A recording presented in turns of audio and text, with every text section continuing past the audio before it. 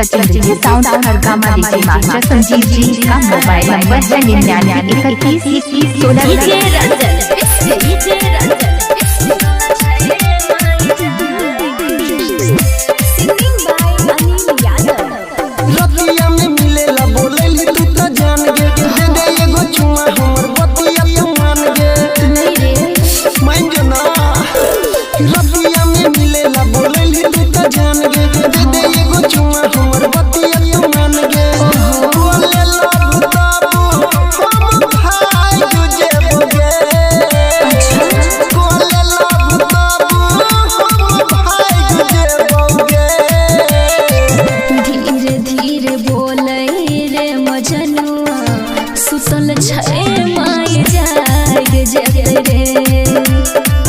धीरे धीरे बोले रे मजनुआ सुतल छै माई जागे जगे रे।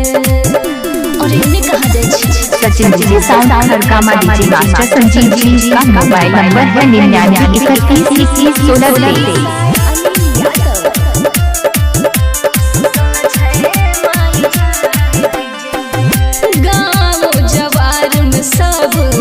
नजर पड़ चढ़ेल प्रेम के कहानी हमर घर में बतेल सचिन जी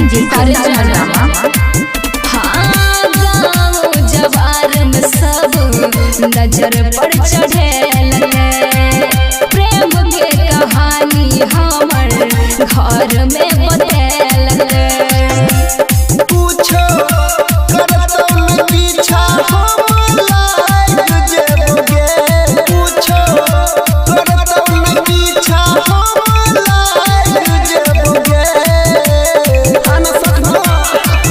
धीरे धीरे बोले रे मजनुआ सुतल छै माई जागे जगे रे। धीरे धीरे बोले रे मजनुआ सुतल छै माई जागे जगे रे।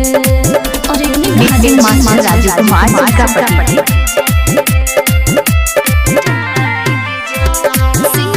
अभी आप सुन रहे हैं mixing master DJ Rajkumar ji का पति लागे छो संचरा कर छगो सवार रे चुमा के फेरा में आनिल फोरई भी कपार रे। सचिन डीजे साउंड हरगामा लागे छो संचरा कर छगो सवार रे चुमा के फेरा में अंकित फोरई भी कपार रे।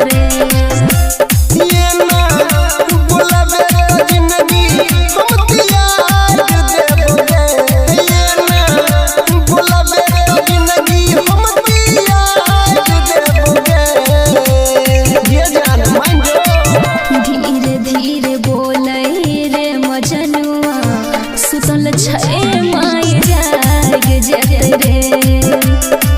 धीरे धीरे बोले रे मजनुआ सुतल छै माई जागे जगे रे।